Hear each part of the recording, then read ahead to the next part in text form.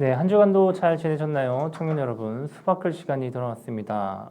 우리의 신앙을 다지기 위한 기초 교리 공부를 우리가 계속해서 진행하고 있는데요.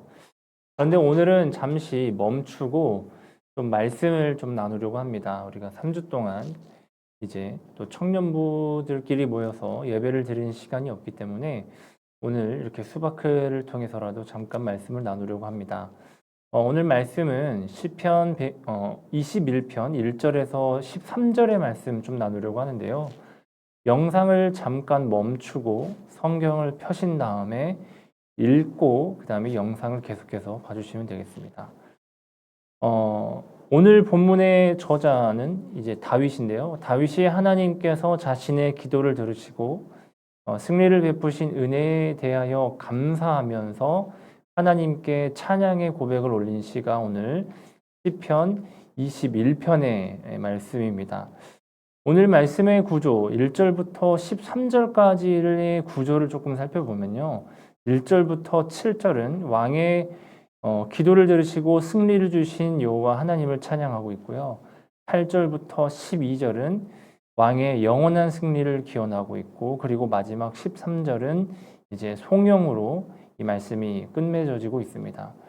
우리가 1절부터 13절의 말씀을 통해서 몇 가지의 은혜를 나누려고 하는데요. 첫 번째는 하나님은 우리의 소리를 언제나 들으시는 분이시라는 것입니다. 오늘 시편의 저자 이 다윗은 자신의 간절한 기도를 들으시는 하나님을 향하여 감사의 고백을 드리고 있습니다. 과연 다윗은 어떠한 기도를 했을까요? 오늘 본문의 저자인 다윗이 하나님 앞에 드린 기도는 무엇이었냐면은 오늘 본문의 말씀은 아니지만 이 앞의 내용인 20편의 말씀을 보면 알 수 있습니다. 다윗은 출전을 앞두고 여호와 하나님께 승리의 간구를 드리고 있습니다. 다윗의 마음에 강한 확신이 있었죠. 그리고 그의 기도는 응답이 되었습니다. 오늘 본문 2절에도 분명히 말씀하고 있습니다. 그의 마음에 소원을 들어주셨으며 그의 입술의 요구를 거절하지 아니하셨다. 아멘. 이처럼 하나님은 이 다윗의 기도를 모두 들어 응답하셨다라는 것이죠. 여러분, 다윗의 기도를 들으시는 하나님께서 오늘 이 시간에 우리의 기도, 저와 여러분의 기도를 듣고 계신다는 사실을 기억하시길 바랍니다.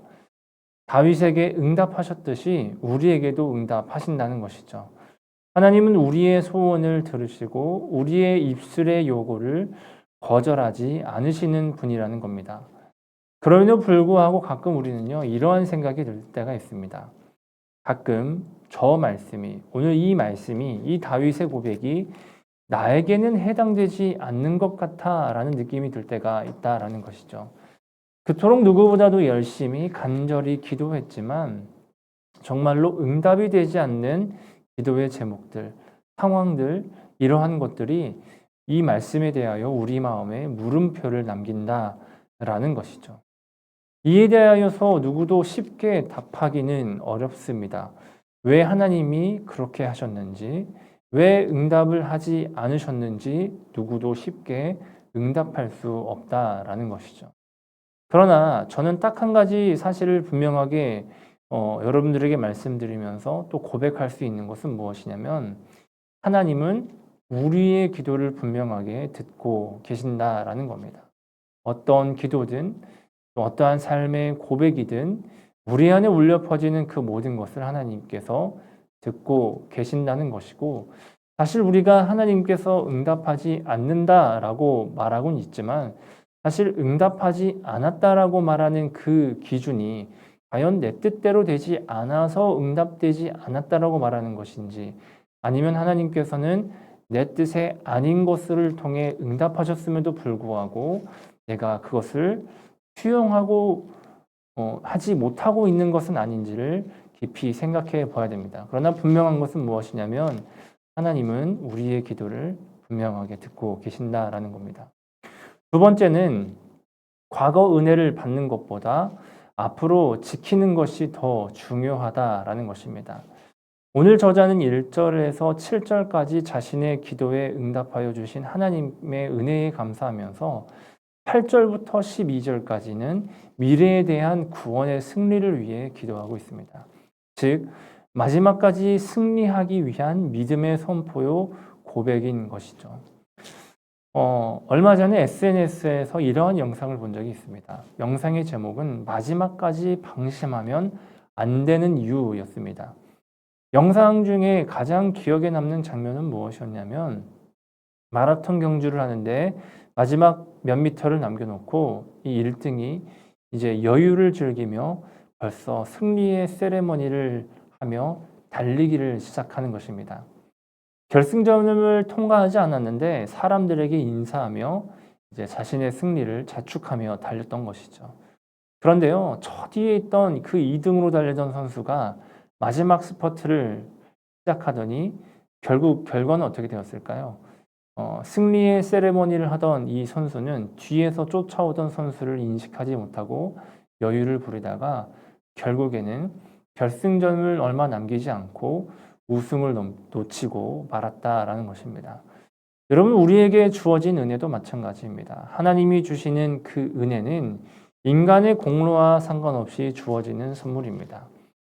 그래서인지 우리는 은혜를 지키는 것에 열심히 다하지 않을 때가 있다라는 것이죠. 하나님의 은혜가 쉽게 주어졌다고 해서 쉽게 잃어도 되는 것은 아닙니다. 쉽게 주어졌지만 우리는 그 은혜를 최선을 다해 지켜야 되는 것이죠. 우리의 믿음의 선배이신 초대교회 성도들은 값없이 주어진 은혜를 지키기 위해 목숨을 아끼지 않았습니다.